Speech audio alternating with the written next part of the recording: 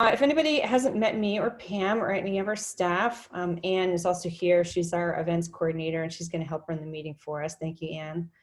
That's when my hair was cut. Now my hair's Yeah, tell me about it. Perfect crowd to talk to, Pam. Yes. So I'm the executive director of the BID. I know some of you have probably gotten lots of email from me, but we haven't had a chance to meet, and hopefully that will change one day soon. Pam, we just brought on fairly recently to be a retail recruiter, but the timing is such that we've had to retool her job responsibilities a little bit. So she's going to help with retention and helping you guys with whatever you need as well. Going through this today, we're going to have staff for Senator Larry Farnese. We have Mary Isaacson on the line today.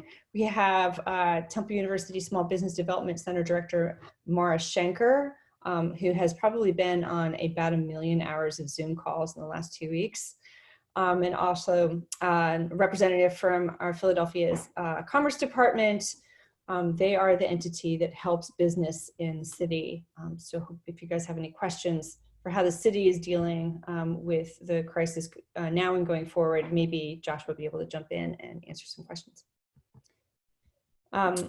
So just as our agenda, we're just going to briefly go through the state of affairs. We're going to open up the floor for our elected officials to just give updates, allow you guys to ask them any questions. I did prepare a couple of questions for them in case nobody feels comfortable jumping forward and saying anything in the group setting. Then we have some relaunch strategies, some thoughts on capital operations marketing. Then we have some free resources that are still available through us, and then some resources within the neighborhood. And then we wanted to have some time for a listening session so people can just sort of share their thoughts, experiences, ask questions, things that we didn't cover, etc. So. Yeah, and throughout this whole thing, feel free to raise your hand, ask questions, ask what we're thinking. This was meant to sort of provoke some thoughts on your side, but also to get you to start talking, to each other and to us about your concerns and what's happening. So feel free to raise your hand throughout the whole presentation and talk to us. Exactly. I thought it would be helpful for us to just define what services are just a little bit, because it is sort of a catch-all term. It's not our food and beverage, it's not our retail, but there are retail services like banks, insurance offices, dry cleaners, and then our client-based services, anything you need to make an appointment for. And then we have some other services that are a little harder to define, like our events and weddings and our design and architecture folks. So we didn't want to be overly prescriptive for any specific industry, although we did get it. We did poll what other people are doing around the country for some of those industries, to give you guys some thought starters if you haven't had an opportunity to kind of put your mind to it yet. But we are working on setting up an individual session just for people who got PPP loans. Not everybody got it, so we didn't think it was a good use of our time on this meeting to go into a lot of detail about that. But we did realize that there's still a lot of questions about it. So I'm working with other BID directors to try to set up a meeting with some experts in that field to try to field more questions people have about that if they got that loan. So a little bit about our state of affairs. This is the map that I believe is dated from today. So what this shows is it's 2 zones. One is where we are and one is a potential of where we can go. So we're still in red zone. Everybody, I think, knows that at this point. Life-sustaining businesses, restaurants, and bars are allowed to be open. The beige section in that map opened up for phase 2, what is called the yellow phase. And the bright yellow section in that map, I'll go back to it for a second, is we'll be entering that phase later this week. Correct me if I'm wrong, Mary, but I believe that's the case. So this is just, there were questions on our last 2 calls about like what the criteria would be for Philadelphia leaving this red zone and going into a less restrictive state. And this is the criteria as set by Governor Wolf.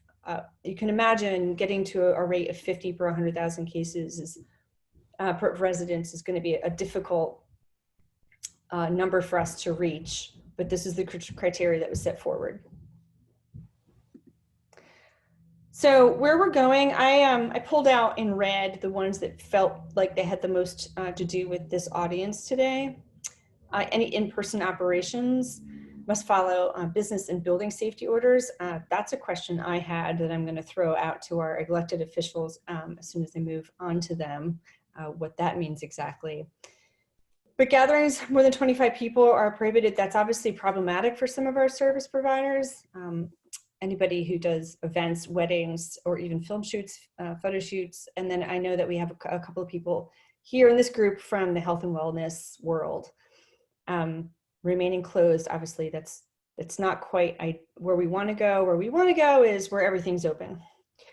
Specific CDC and PA guidelines haven't really quite come out on exactly what that's going to look like. Everybody's been figuring out state by state. And we here at the bid, as well as other bids, are trying to nail down some more specific guidance for all of you. One thing that I did want to make a note of is that I know that a lot of you guys have facilities that you haven't been in a while. And so there's just some precautions that you're going to want to take when you do start to restart your facility. Anything with running water, hot water heaters, you're going to want to follow some procedures to reopen your facility so that standing water is safe. So I just wanted to open up the floor. If anybody has questions right now for our elected officials, you can digitally raise your hand. If you don't quite know how to do that, you can physically raise your hand, and our monitor, Anne, will open up the floor to you. As a reminder, you can raise your hand digitally if you're on a computer by clicking the Participants tab. It'll be at the bottom of that tab. If you're on a phone, you can click More in the bottom right-hand corner, and it'll be there. If you're on the phone, like just a telecom line, it's *9, and you can always utilize the chat.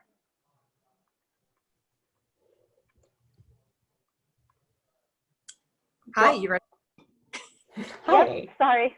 So we have Representative Mary Isaacson on the line, and we have Matthew Franchak, sorry if I butchered that, speaking on behalf of Senator Farnese. So Mary, I threw together some questions just in case nobody has any right off the bat. So I was really curious what the building and safety orders that were mentioned in this phase 2 mean. Do you have some ideas? Well, first, thank you for having me again. This is a sector that, we all want to see opened as soon as possible. As somebody who goes to the gym, the hair salon, everything else, I can't wait, just as I'm sure you all can't. But it's going to be a while. Right now, everything's very fluid. As the governor has started moving people from red zones to yellow zones, I'm sure some of you saw over the weekend, we have some people trying to go rogue, and the governor is trying to rein them in today. So there's going to be a big fight between the legislature and the governor, but that's normal for divided government. So that's where things kind of stand in Harrisburg right now. And the Senate's in this week, and we're at a 12-hour call of the chair. So I don't know when we're going to be called in, except we're scheduled for next week. So who knows what the bills are going to look like for that.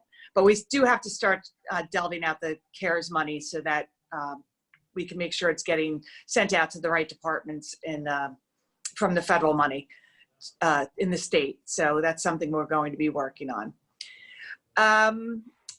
Some of the guidelines for the yellow state, I'm sure that your expert from Temple and Commerce are going to be better versed at the implications for each one of the businesses to prepare, as they're being experts in it. But I think that, as I said on our last meeting, one thing you should do is that if your business has been closed down for an extended period of time, which most of them have, and you haven't gone in, you should start making sure that you go in and do things such as turning on water, running toilets. If you have an HVAC system, turn it on.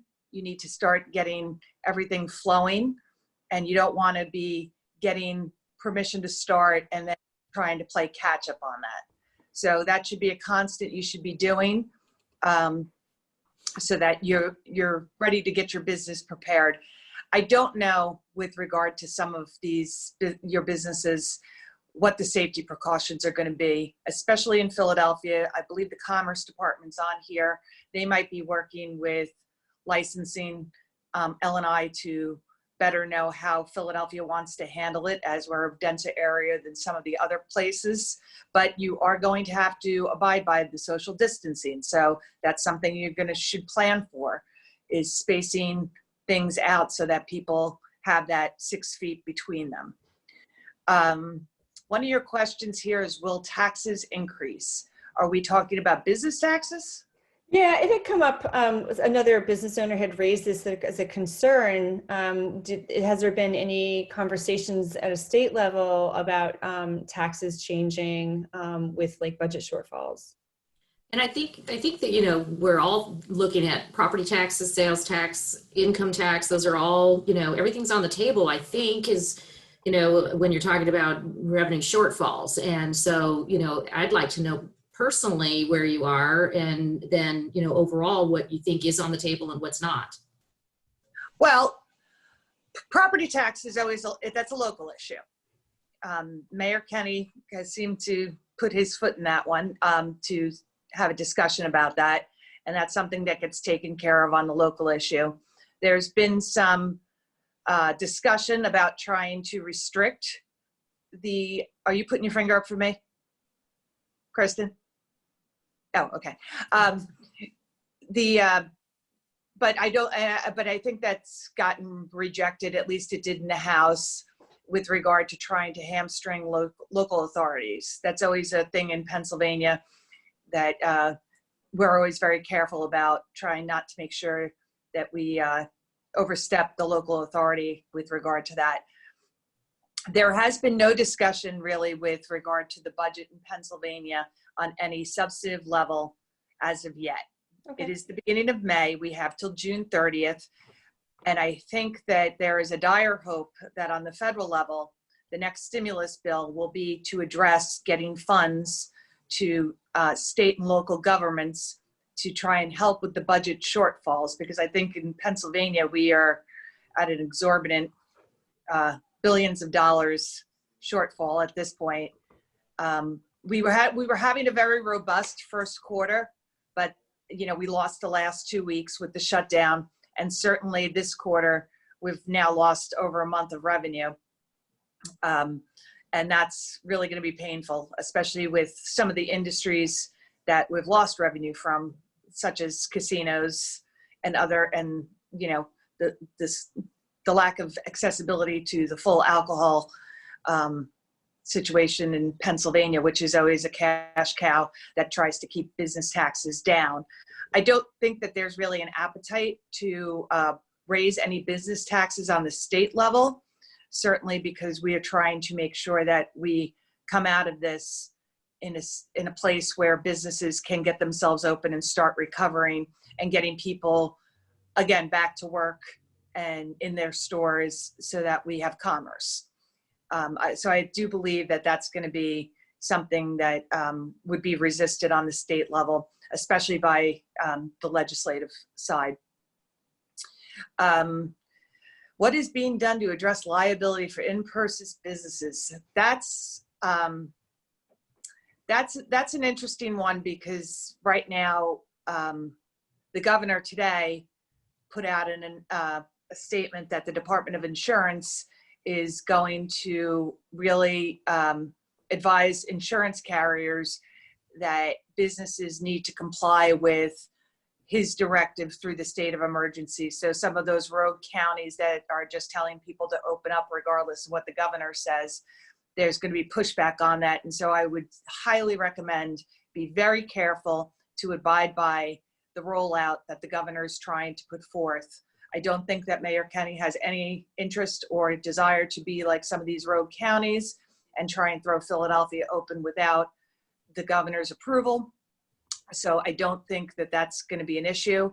And I don't know, I could certainly reach out. Maybe Matt has the senator's office has reached out to insurance on liabilities for gyms and salons. Are you talking about somebody trying to sue because they got the illness by having entered a business? Is that what you mean by liability?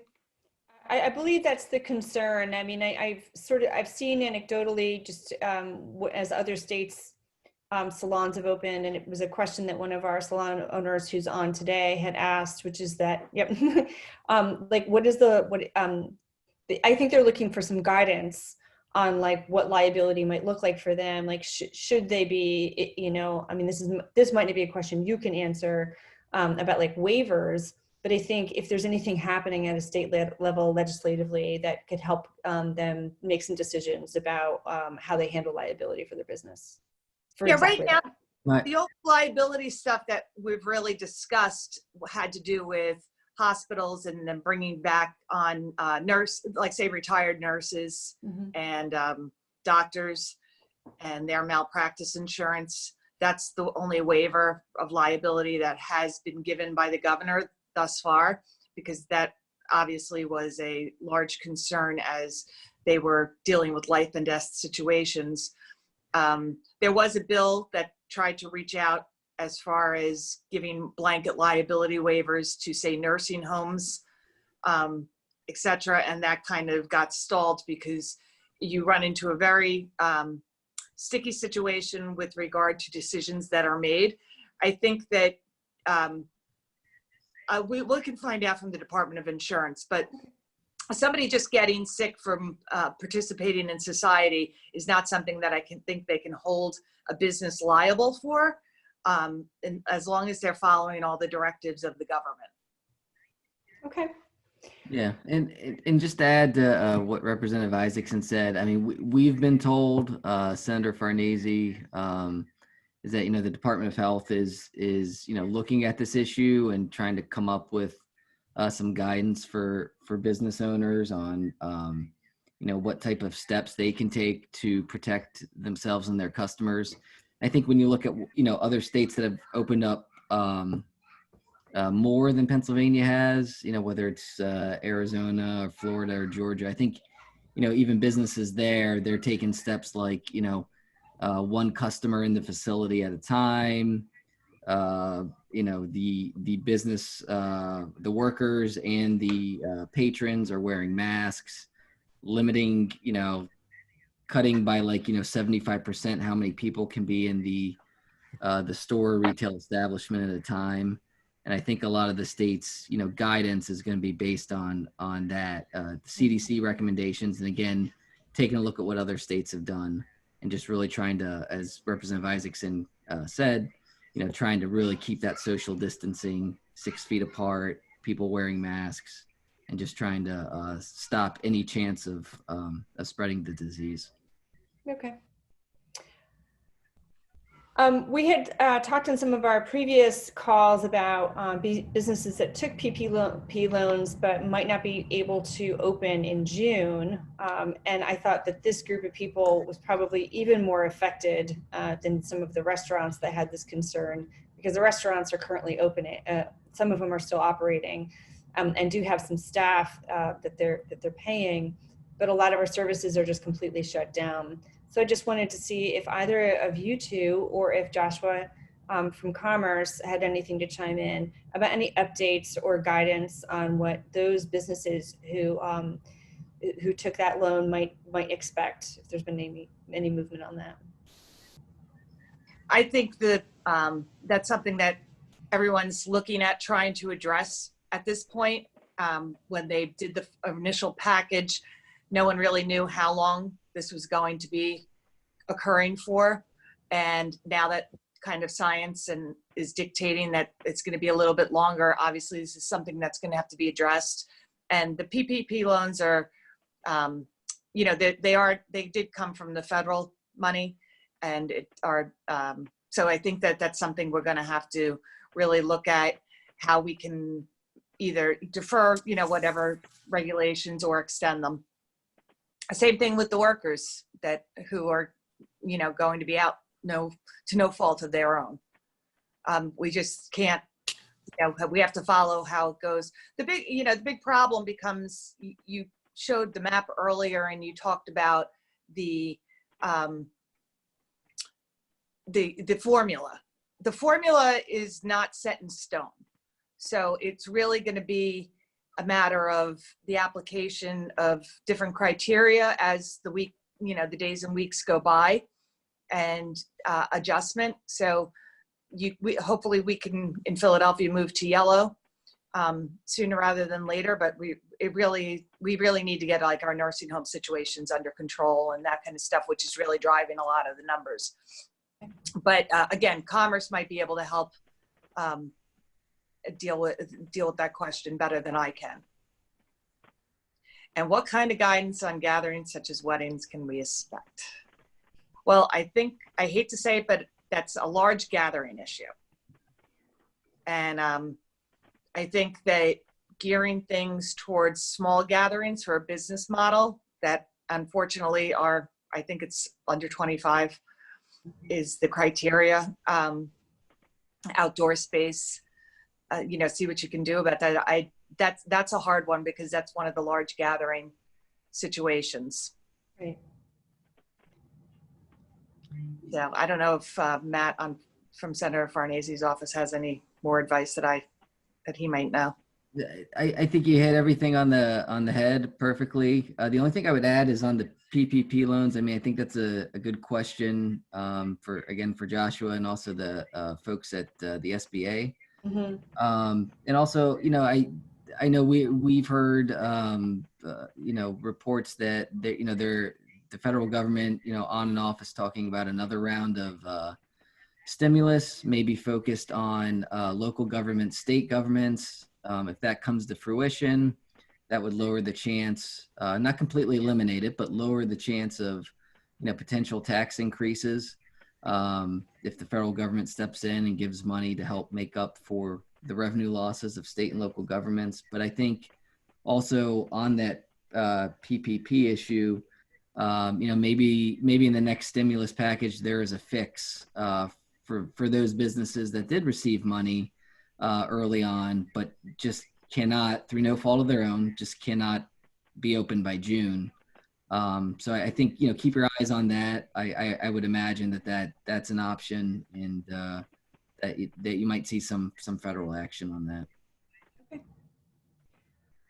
Does anybody have any other questions for our elected officials and their representatives today?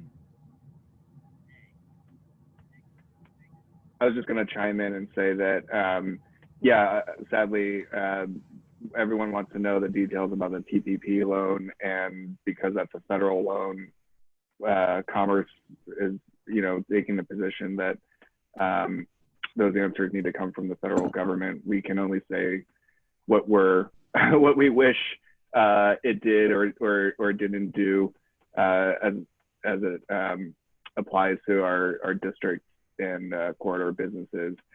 I mean, there are a lot of these issues that you all are going to face with that June deadline that we're hoping, as Matt said, will be resolved by the federal government pretty soon.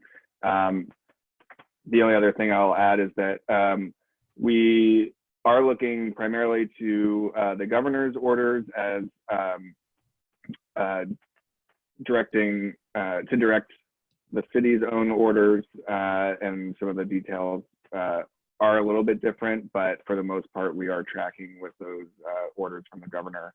So if you have any kind of specific concerns, we do have some FAQs and some guidance on the Commerce website, and on phila.gov homepage, you can also find a publications list, which will list out some different clarifying details for some of the stay-at-home orders and some of the other, construction guidance, these kinds of things. So keep a close eye on that page as well.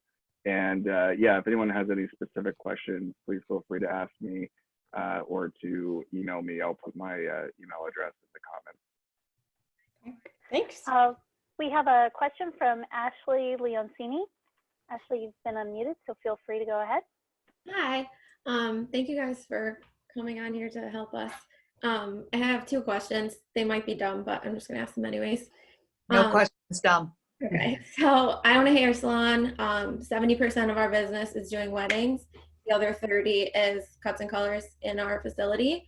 Our facility is like 2,000 square feet, and we only have 3 stylists. And most of the time, we're typically there just one person at a time. So I'm struggling with, like, we're in the same category as gyms and like all these big things where it's like I'm one person in there with one client. Is there going to be any type of like exceptions or exemptions or something for like small, tiny little businesses like mine not to get lumped into that green category with like something like City Fitness down the street where there's going to be way more people? Is that something that's possible to get exempted or will be re-looked at as we go forward? Or is it just kind of, it is what it is? Well, I don't think anything is, it just is what it is in this situation. Okay. We've never faced it and everybody's trying to get through and figure it out. You know, you weren't on the other calls, but you know, I'll say it to all of you, government wasn't meant to take over society, and we're trying to keep everybody afloat and figure it out as we go along and make sure everybody's safe, but that we can have an economy too. So what I would say is, you know, we got to pay attention to what they're doing out west as they move into a green zone where they're allowing hair salons to open up. You know, if it's a matter of retrofitting like plexiglass or moving your chairs so that they're, you know, maybe plexiglass in between sinks. I don't know how many sinks you have for hair, but that tends to be something that you can't move because of piping. But, you know, if it's a matter of moving your chairs to a safe distance, these are all things we're going to have to see how they are handled. I mean, one of the things we know about the virus is it's killed by soap and water, and the alcohol from, like, say, Purell or something else. You know, the chemicals, they kill it immediately on contact. So there might be protocols that get put into place so that when you do have people in there, everybody can make sure they're safe. Obviously, if you're doing somebody's hair, you're washing their hair and it's soap and water. So, and of course, face masks are going to be required for a long time until they get a grasp on this virus. But it's really going to be thinking that way and really seeing what they do out west as they move from yellow to the green and start opening up places out there. Because that's where the, you know, your licensure oversight by the state is going to be implemented. Okay, because I've been seeing, and obviously in other states, a lot of hair salons are in the yellow. They've been showing all the stuff that they're doing, all the safety precautions, all of that stuff, and it just is like Pennsylvania's in green, and I'm a one-person place. I just didn't know if there's going to be any, like, if you're one-on-one with someone, could it possibly happen sooner? Or are we just in the green and we just have to wait? Yeah, I feel like this is like the kind of feedback when we were talking in our previous calls, Mary, about how you guys really want to hear from businesses about how they would like to see reopening happening. I think this is sort of a good instance of that. Yeah, I mean, anything you want to send me on thoughts of what would work, because certainly as they're coming up with how they're going to handle it, we can certainly give feedback over, and also on the city level, because, you know, much of your oversight is by the local city departments because we have home rule.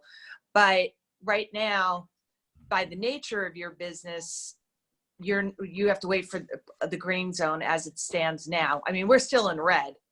We haven't even reached yellow yet. But I don't think that the governor wants to keep us in red, you know, for as long as, you know, for any finite, you know, set period of time. Everybody wants to get moving, but we also have to try and stay safe. For one person business, I don't, you know, that's really, send me the question and I'll send it on to see if I can get any guidance for you. Okay.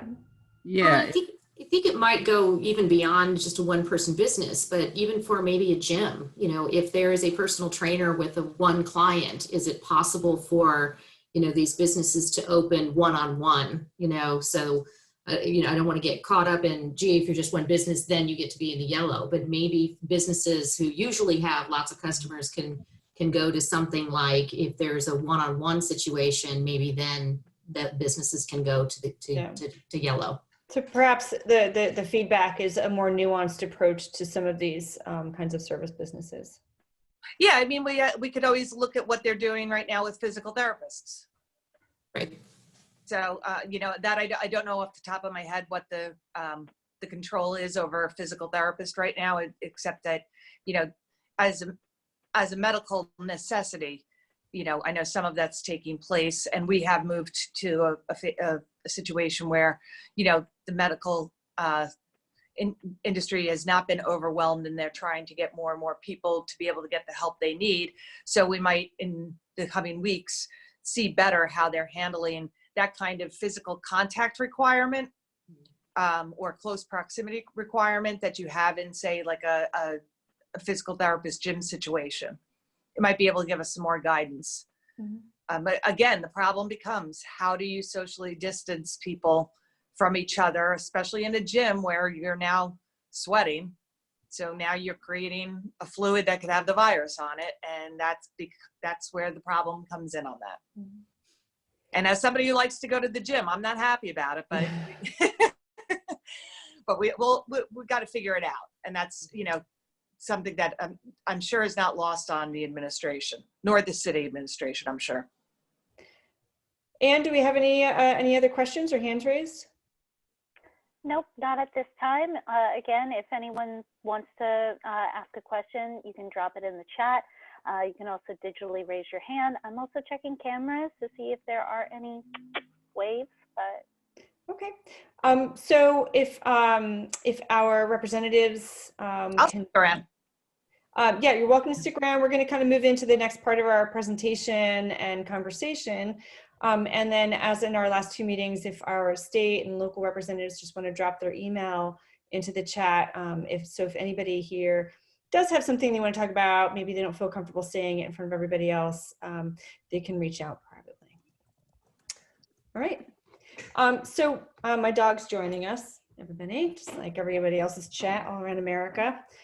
We wanted to kind of get in a little bit about some relaunch strategy, just to kind of get everybody's brains thinking about it.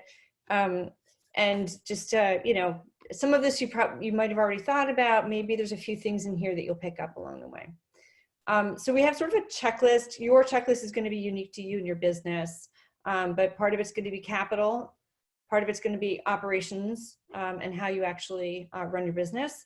Part of it's just going to be messaging and communications. And so we have with us here today, Maura Shenker from Temple SBDC. And just want to let her introduce herself a little bit and talk just briefly about what they do. Maura? Maybe? All right, she can jump in at any point that seems appropriate. So capital, that's your business. What's that? There she is. Maura, hello? She seems like she's still muted.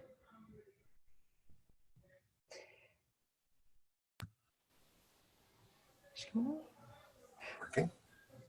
Well, while we work on that, so capital is your business plan. It's talking about second wave and sort of the future of COVID and how it's going to affect you guys, and how to diversify your income streams.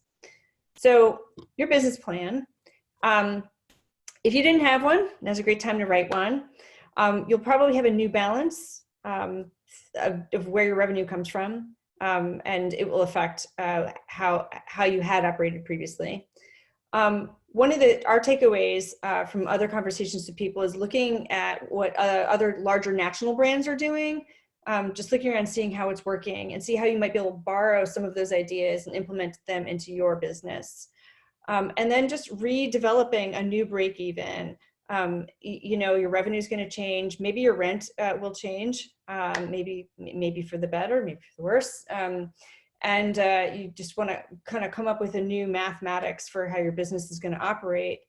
And And then this is something that actually Temple Small Business Development Center can help with. They actually have some consultants who can help you walk through either your existing business plan, help you write a new one, help you think about how to pivot. And they have some tools to help you guys do that. And it's free, all free. So we'll give you guys their contact information if Maura can't happen to jump on. But one of the things that we wanted you guys to start thinking about is how you can meet like our local demand and where your opportunity is. You might have already started to do some thinking on that. But while you guys, the service industry kind of being probably held hostage the longest, we wanted to help you try to make best use of this time by doing some thinking. So one of those things to just reconsider in your business plan is just how discounts and comps are going to work. I know a lot of salons have relied on gift certificate sales to kind of keep some cash flow going, and that's going to have to be part of your relaunch. You're going to have to anticipate the redemption of a lot of those. Cancellation fees, this kind of goes, I think, across the board for a lot of different services, designers, architects, production companies, and just like rethinking how you're going to work that in the future as well. You know, I'm sure that you guys have all had to hand back a lot of money recently, and you'll probably have to come up with like a new plan of how you're going to handle that in the future. And then just updating your menus of services and your fees. I know just like back in kind of, I guess, post 9/11, people kind of tacked on fees as the price of gasoline went way up. You might have to rethink adding in some fees because you guys are going to have to buy a lot of stuff to get back in business, right? I think we've all seen how expensive hand sanitizer has gotten in the last couple of weeks. So another thing to think about. And then just assessing your human resources. If you are getting PPP and you are paying people to do nothing, there might be a lot of things that you really need to get done that you can put them to work doing, right? So this was particularly critical for some of our retailers who tend to be more like one-person shows and get very overwhelmed. I know that some of our service providers have a little bit more staff, and some of them even have some corporate background. But just putting people back to work doing things that maybe they didn't do before. And then also just making sure that you outline your policies for getting sick and make sure that your employees have received those policies and you have good communication. That seems like a no-brainer, but trust me, I have seen some pretty bad examples of poor communication of what the company's plan is. I just wanted to, can I throw in a couple things, a couple thoughts as we were going through those. A couple things that have occurred to me is this is the time to really reassess your business. This is a great period where you can kind of sit and really think about what needs to change. And it's the best opportunity, you know, to communicate with your property owner at this time.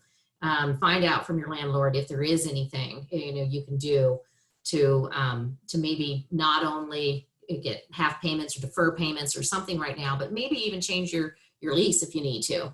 So it's a great time to sort of reassess. If you're going to have to, you know, think about different revenues, maybe that's one expense that you can start to reconsider. And this, we talked about the employees, you know, this is the time to really think about, you know, your employee culture and, you know, your employee, your policies, your HR, everything. And, you know, is this the time that you change people? Is this the time that you find new people, that you reassign people, that you train them to do something different, cross-train them? So this is a really good time to do that too.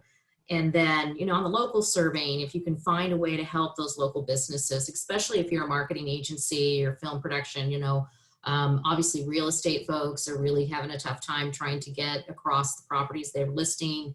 They're trying to have a hard time getting through to buyers that this is still a good time. Film production and you know, photography folks, you know, reach out to those real estate folks, reach out to, you know, think about who might be kind of suffering in this and figure out ways to partner with them and really find ways to collaborate, because now's the time to do that. Yeah, I mean, for sure, our restaurant industry, you know, a lot of them are still operating. A lot of them are actually reopening after having been closed for a while, and they could use a refresh.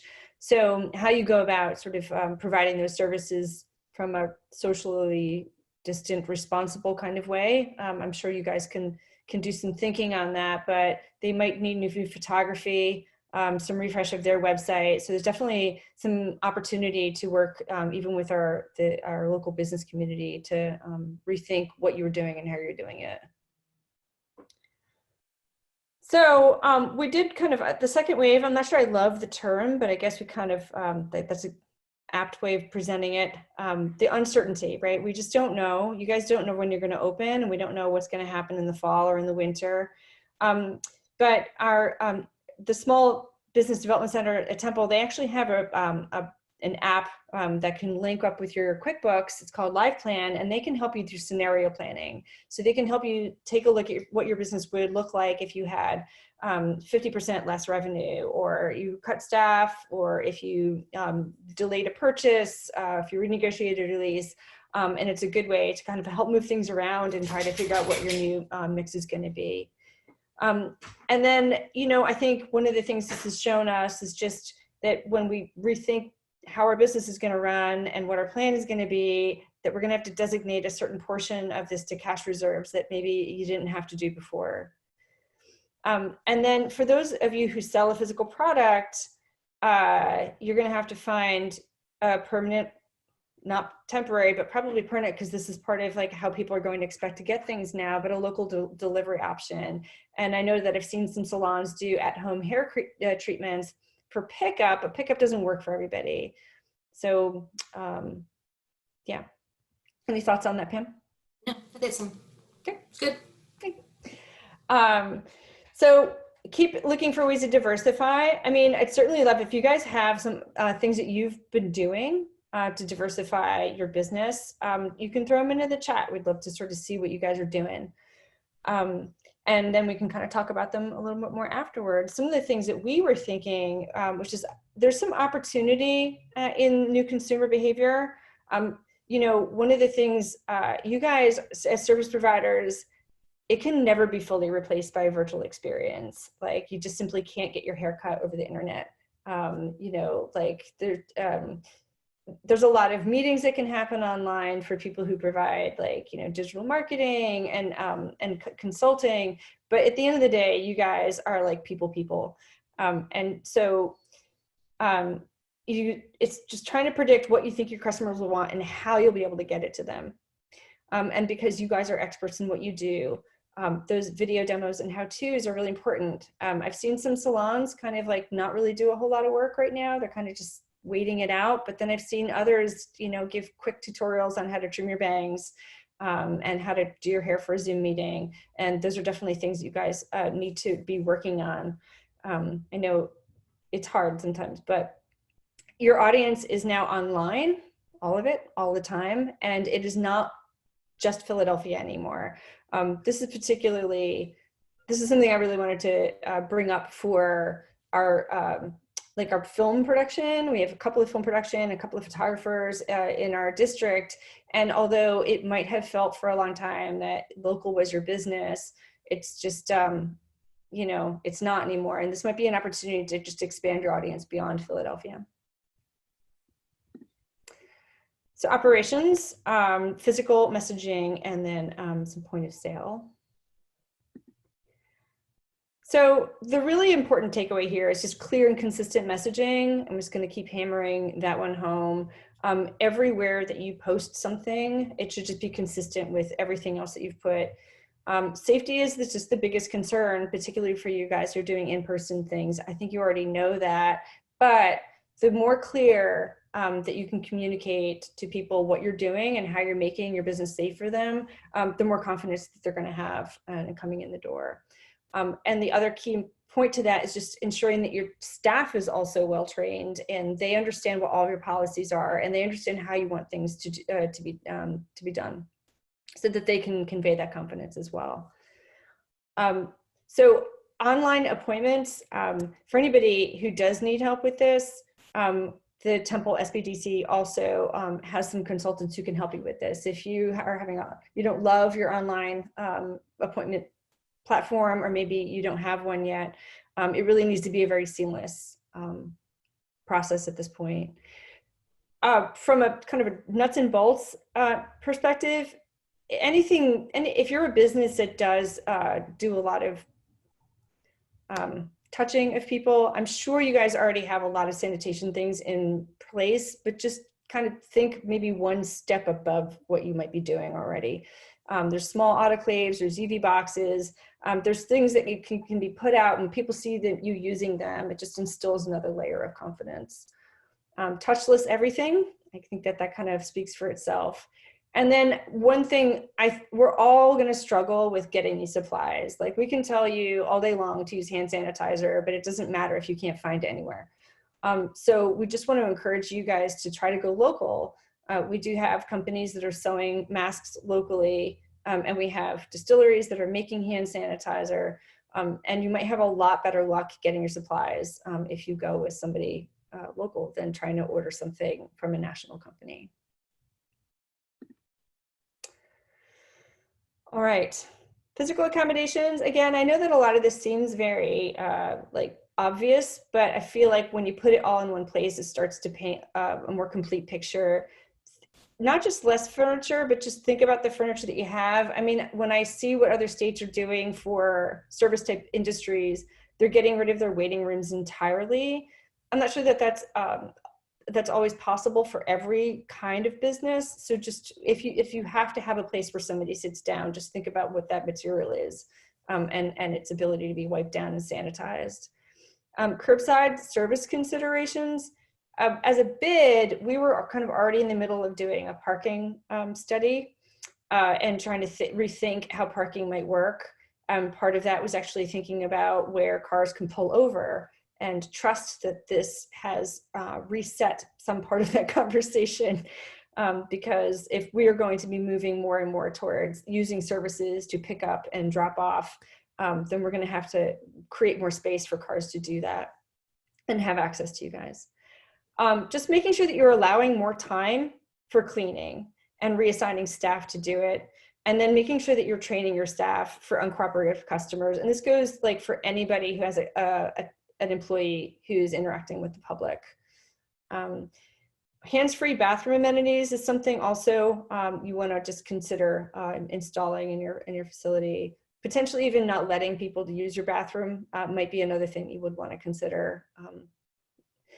And then like maybe this one for some salons or people who have larger spaces is subletting part of your space. And do we have any questions or comments at this point? None that I can see in the chat or any raised hands. Okay.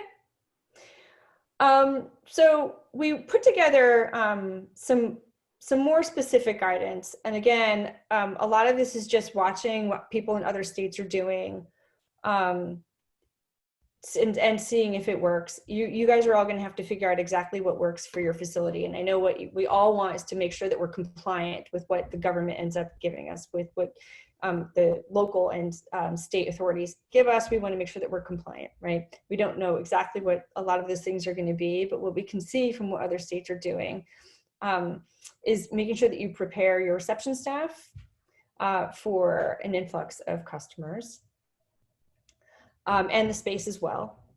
Reevaluate what your check-in process is, right? So what a lot of states are doing is only one person at a time, no family or friends, no children brought to an appointment. People wait outside, there's no seating area, and contactless payments, staggering shifts. I think that I'm sure that as for our salon folks, they're probably already thinking about a lot of these things.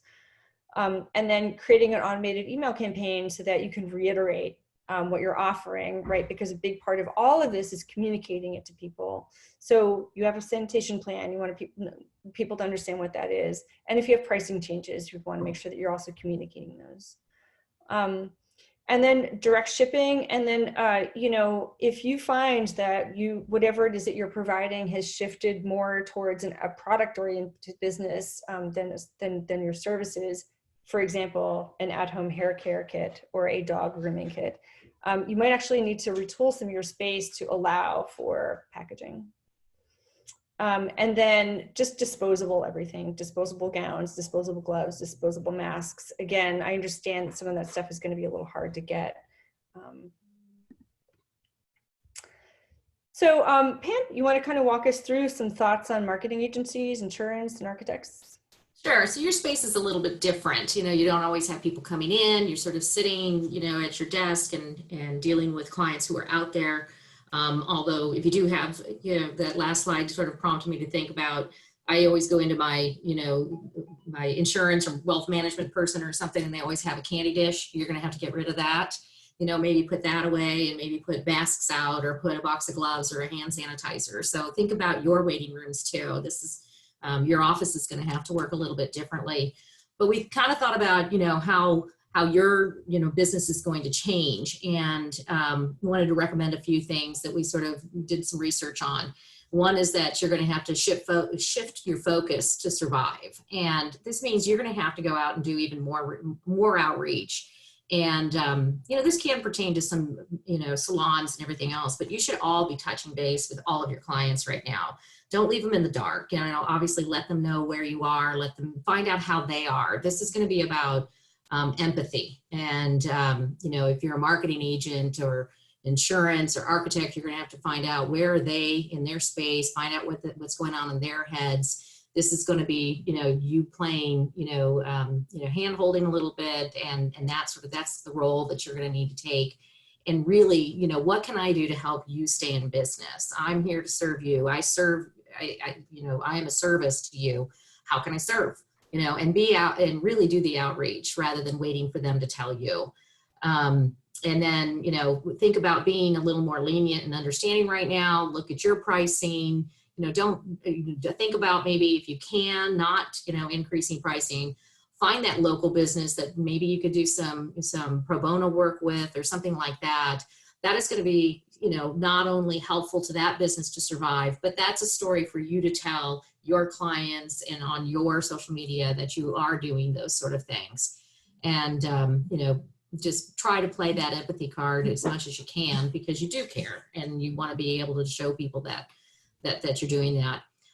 Now's your time to get your people together, your creatives together, and really start thinking outside the box. What can we do? And this goes back to, again, keep talking about, you know, the real estate and people like that need to do things online, virtually, who used to do things in person. How can you help them with video, with different marketing strategies?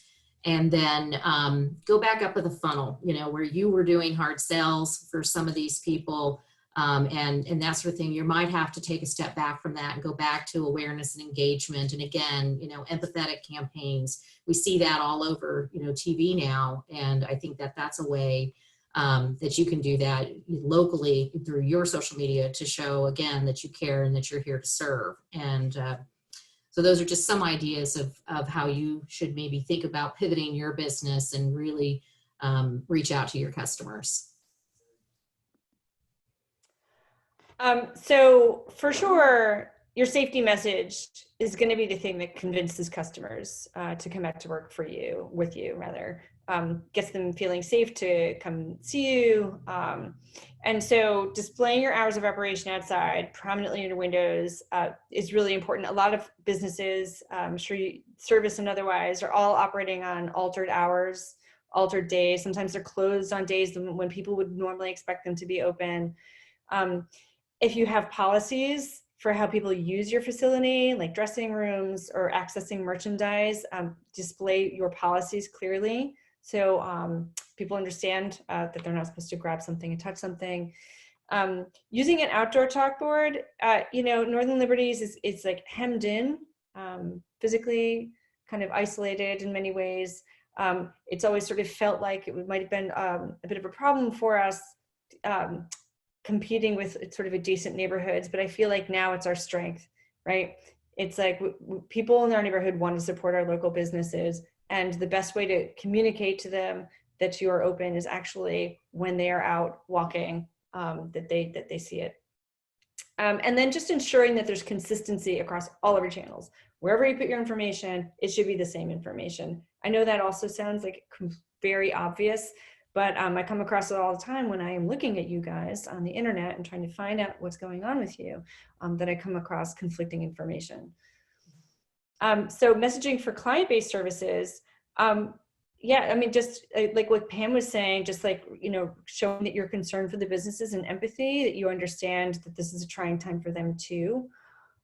For a lot of you guys, you've been working with your clients for a really long time, and I can just think of all of the conversations I've had when sitting in a salon chair. You know, if my stylist called me right now, I'd probably have a chat for a while. So some proactive outreach. And then clearly stating any changes in your services.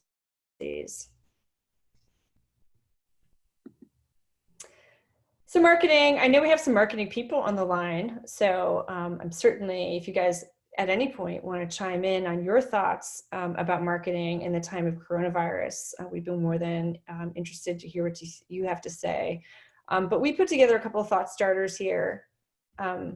So this reiterates a lot of what Pam is saying about just reconnecting with your core for customer retention. Staying active with all your digital connections.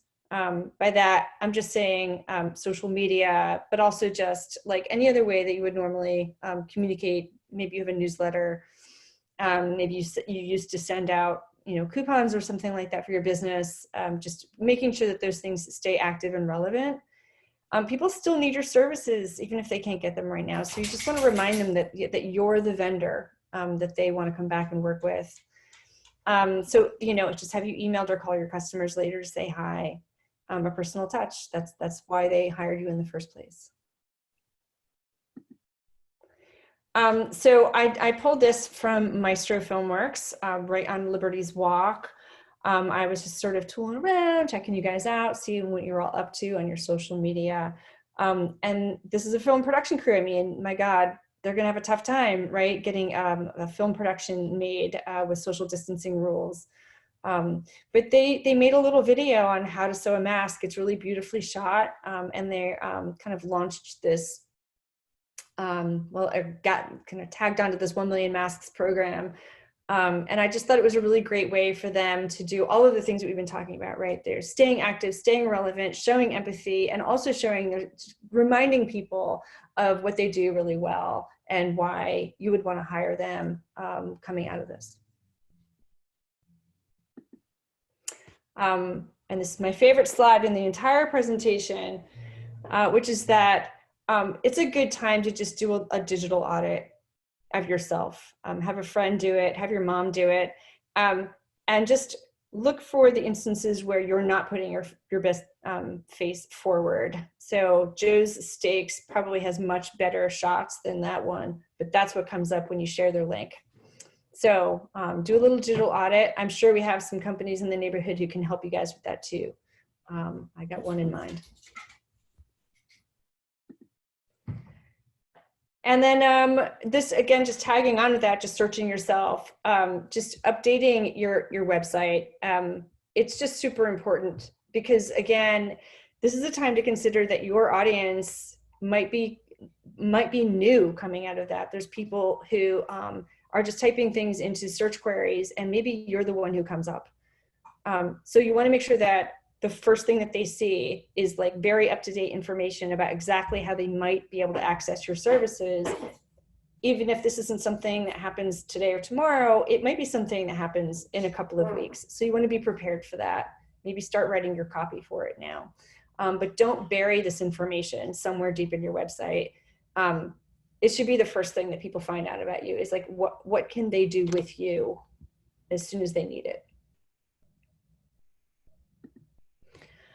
And then I think just to kind of like start to wrap things up, just broadening your horizons and what can you do, what can you provide that you didn't provide before? So I had a couple of thoughts and ideas about this. Socially distanced services like headshots or food photography. Again, our restaurants are very eager to fully reopen at some point. We don't know what it will look like, but for sure, they always, trust me, always need food photography. There's people who are going to need new headshots, especially with their brand new haircuts and gray hair that they will have coming out of this.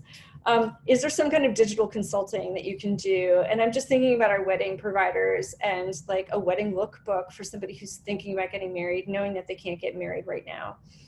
And then just all the how-tos. There's something that you can do that shares your expertise, and we'd love to see it. And we'd love to share it. The BID would love to share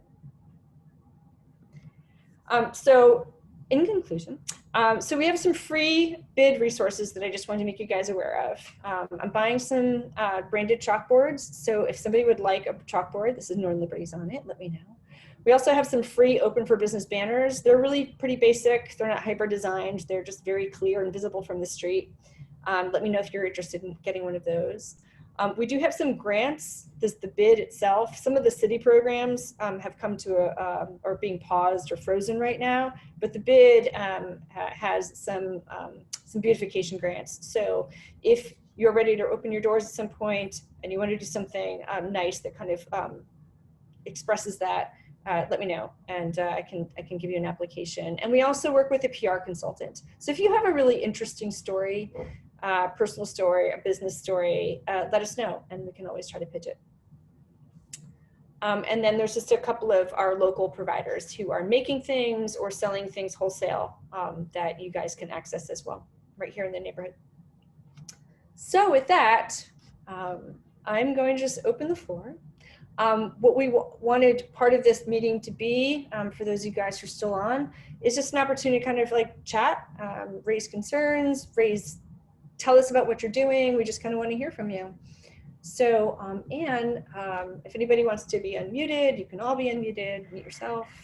So to that point, I've gone ahead and allowed folks to unmute themselves. And so I didn't want to do a mass unmute all and then have chaos ensue. So if anyone wants to jump in on the conversation, feel free to unmute yourself and yeah. Oh, come on. Somebody has to have something to say. I'll start. Hi, I'm Max. Dan and I own 55 Collective. Dan's here. There he is.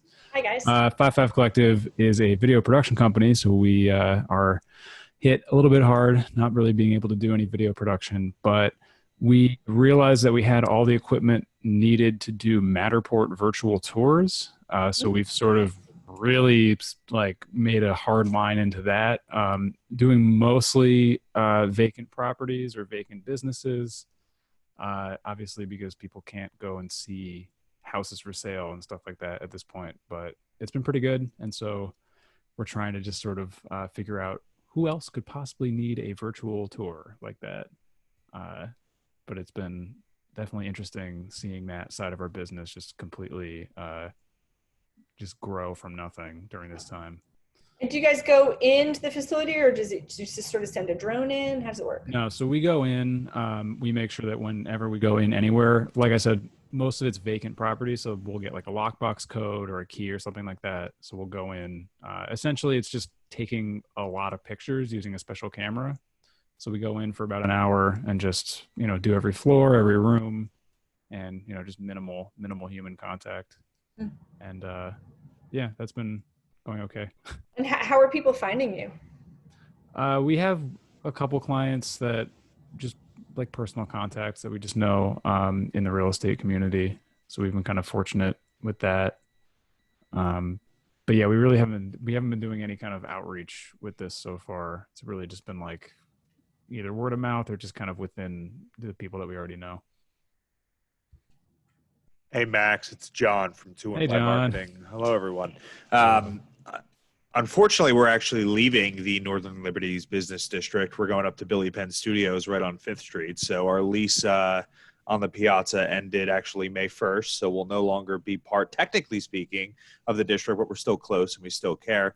Max, for you, one of the things you should push with your clients is called a 360 virtual tour. It's actually a functionality of every GMB small business listing. Now, whether you're Chess Cafe, a restaurant in Philadelphia, a hair salon like Ashley's, whatever it may be, this is actually super helpful from ranking high in local proximity, is having that 360 tour. So Cool. even if you could reach out just to every business, small business in Northern Liberties via this channel, and even if it's like, hey, listen, $100, we'll spend 20 minutes, go through and set it up. It's really easy, and it's helpful for them as well. So Yeah. that's one Are of you the things talking about like Google Maps, or what are you talking about? So essentially what it is, it's through Google Maps, but it's called a 360 virtual tour. And then you upload it to the Google My Business page.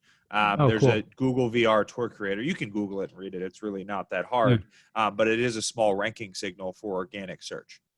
Cool. Yeah, I didn't know about that it would make the search better. So that's actually really good to know. Yeah, and it's not gonna, you're not gonna upload this and all of a sudden, people are gonna line up at your door, but it's definitely helpful. And then from a marketing perspective, fortunately, we've been really, really busy because there are a lot of businesses right now that see an opportunity and they're spending money to try to make money. I do just want to give my feedback on one thing that one of the slides said a few slides ago. While logically speaking, I totally understand of thinking how you can make money and quote unquote broadening your audience and moving more towards awareness campaigns. I actually disagree with the awareness piece. Awareness campaigns are more expensive because they're less targeted and you don't actually know if that person's interested in what you're doing. So the only money I would spend from an advertising and marketing standpoint would be on consumers actively searching through Google, through Bing, through Gemini, which is Yahoo, for the specific services that you may not be offering now, but that you will be offering in the future. Ashley, to people like you, what I've seen, and we've talked to other agencies across the country, what we've seen people do is offer pre-bookings at a discounted rate to keep cash flow up and pay rent or anything of the sorts. So using something like Google Ads where, hey, listen, we're offering, a cut and color, book now, save 20%, and we'll schedule you when the time comes. I've seen a lot of people doing that. And there are a lot of people, especially since the start of May, starting to turn back on their advertising campaigns to build up their funnel in anticipation of June 4th or 5th being able to operate once again. Just some feedback from the marketing side of things. Great, thank you. Yeah, and I guess to piggyback off of what John just said, I felt like I should have maybe hopped on when Kris was talking about doing your digital audit. I feel like a advertisement for Google My Business, but Google My Business is a great way if you guys haven't done that. So if you do a search for your business, and Kris showed the pictures that show up as thumbnails, but sometimes they'll have unverified businesses on the right-hand side of the Google search screen, and you can claim that business. And then when you claim the business, then you have control and reign over how that is projected to anyone who does a search, and your business comes up. Also, if you do a search for, and I feel like everybody is maybe picking on Ashley, but like hair salons or something like that. And if it comes up, like if you have a really good organic search, then, it's like Google has, I can't remember the exact layout, but it's like paid ads. And then there's the map, the geo map that shows, hey, here are hair salons in your area with the big thumbnails. And if you have a really good organic search, it'll show right there, no advertising dollars. And you can link that in with your Google profile. And then also you can kind of treat it like a little bit social media and put up promotions and other sorts of things on there, get interactive. And considering Google is the #1 search engine, followed by YouTube, which is #2, and that's owned by Google. It's just a lot of good stuff. And again, might as well take this opportunity with the downtime to do it. I know I'm trying to, but Yeah, motivation. To piggyback on that, to keep pitching Google indirectly, I guess. Yeah, how What's our commission? Yeah, right. I don't get that either. It's not fun. And I do this for everyone. Essentially how search works is the top 2 or 3 slots are reserved for paid advertisements. That map section's called Map Pack, right? And what those Google My Business listings are rated on is proximity. So how physically close you are is going to be a big ranking signal. The age of that Google My Business profile. And then it's the veracity and quality of reviews. right? So it's not just how many 5-star reviews you have, it's how frequently do they come in. And Google understands gamification of review platforms, that you could, in theory, have your whole extended family, you know, across the country, leave you a bunch of 5-star reviews at once. That's not going to help. So we've told all of our customers to do, and it's very simple, is you can actually ask your current customers that you know and trust to leave you a 5-star review. Mm-hmm. And, you know, what you can offer in return, especially in someone like your situation, Ashley, where, you know, you're not a Fortune 500 company, neither are we. We said, hey, listen, we'll leave you a 5-star review if you provided services for us. And since we provided services to you, can you leave me a 5-star review, right? So functioning as a consumer and a business partner, that's going to help your organic ranking considerably. And then the last thing on the Google My Business page is, and you sort of mentioned this, is if you want to post an update about what's going on with COVID, A, make sure your business hours are up to date, or else it won't show. And B, there's actually something called Google Posts, where it will show like a micro blog post on your Google My Business listing, and it's free, completely free to use. And those are a few of the bread and butter tips we've given to a bunch of our clients. Great. That is super helpful. I still want a commission check from Google. I do too, trust me.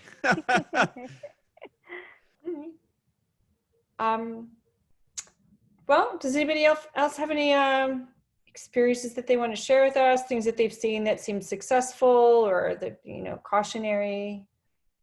Can I ask a question? Yeah. Okay. So I don't think when we start back up, we'll have a problem getting customers, because our lists are now in the 80s of how many people need to get back in.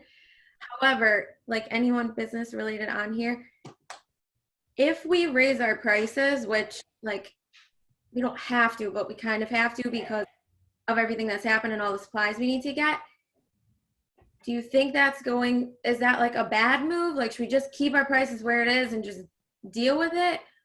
Or should we raise them now so that when people come back, it just is there? Does anyone have any advice on what they think I should do? Ashley, it's John from 2 and 5. I think from a consulting standpoint, there's two sides of it, right?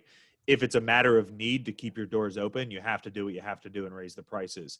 If it's an option to not raise your prices, I would argue that you're going to make more money in the long term being empathetic to your customers, because they may be out of a job or whatever. They'll probably come back more times by not raising your prices, and you'll make more money in aggregate. Okay. Okay, great. That was my first question. I have another question. Sorry if I'm like overtaking, but no. Okay, so we do a lot of weddings, almost like 200 for this year. People are coming to me like I'm the governor and asking me, should they cancel? And I'm just like, I don't know. So should I be telling these people like, yeah, just cancel it and do it next year? Or should I be, does anyone have any advice on the event space with the capacity numbers, what I should be telling my clients, my best advice for them? Do we think we're going to ever be able to have events for the rest of this year that are over 200 people? Should I tell them to consider cutting their guest list? What type of numbers? Does anyone have any insight, you know, for the rest of the year, what we think is going to happen with the wedding space? Well, I don't, So, this is go ahead. Representative Isaacson. I hate to be saying this, but I really think you should caution people that the chances of having an event with 200 people this year is going to be very slim. Okay, that's what I need. I want like a blunt answer of like, it's not going to happen. Just tell me so that we can. Look, it's science. The scientists have never been racing more than they are right now.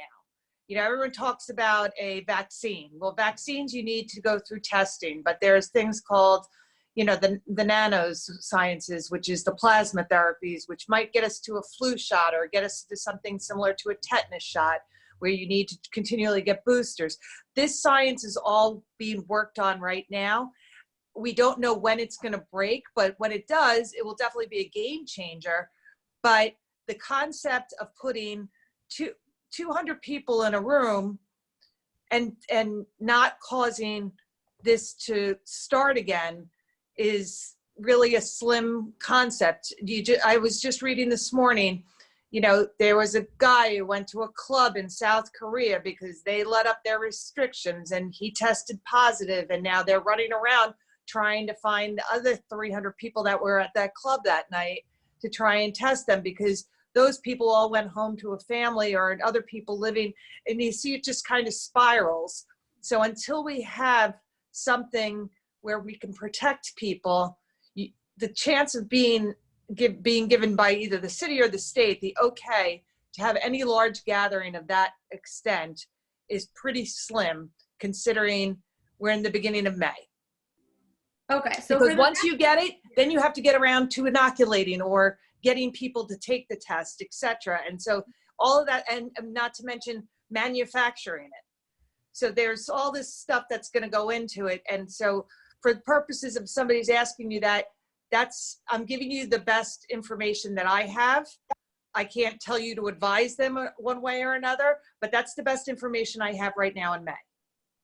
Okay, so we're thinking that's till at least the end of the year.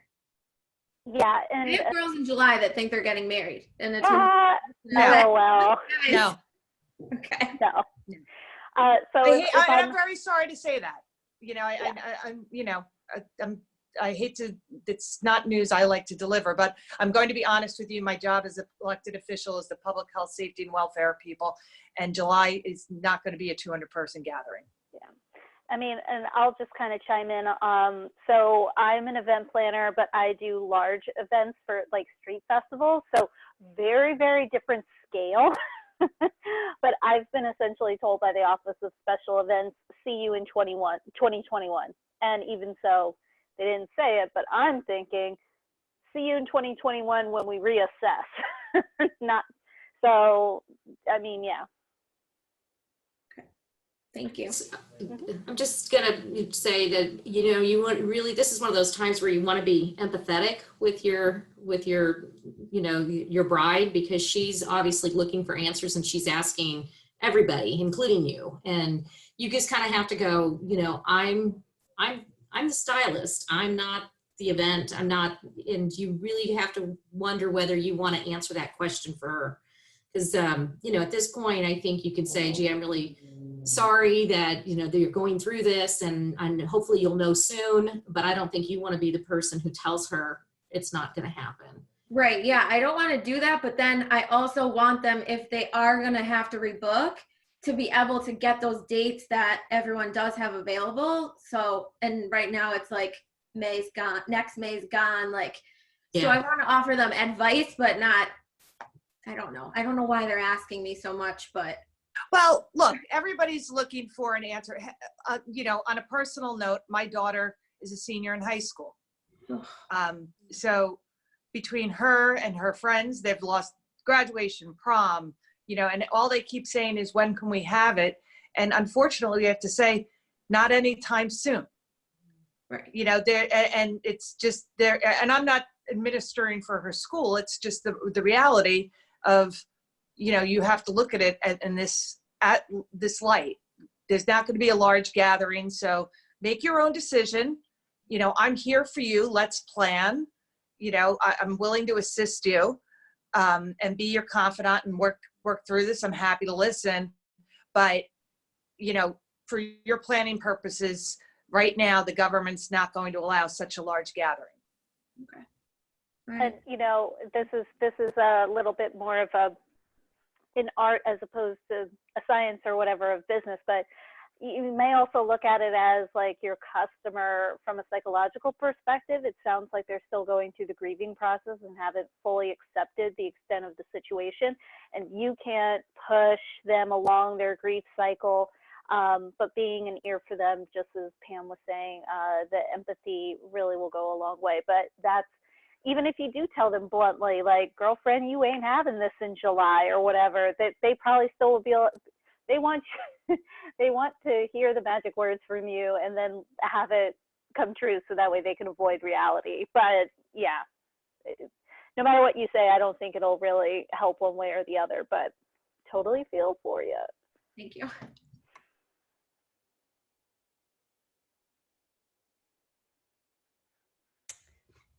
All right, well, this has been amazing. I'm really happy that everybody was able to stick it out for the entirety of the call. I think one thing that we felt as a takeaway from our food and beverage and our retail calls is how it's probably just going to be very helpful for our business community to gather like this periodically and just to have some maybe monotopic or slightly less structured conversations so that we can all hear what everybody's working on and if they have come up with some good solutions or run against some problems that they need help with. So I think we'll probably look to do something like that for our services people too in the near future. And just as a show of hands, did any of you guys get like a loan or a grant? Okay, all right. So perhaps that grant, that loan conversation we were talking about might be helpful for you guys too. Well, again, thanks everyone. We'll share this and we'll share the slides and feel free to reach out privately if you need any more assistance, anything, or just need to talk.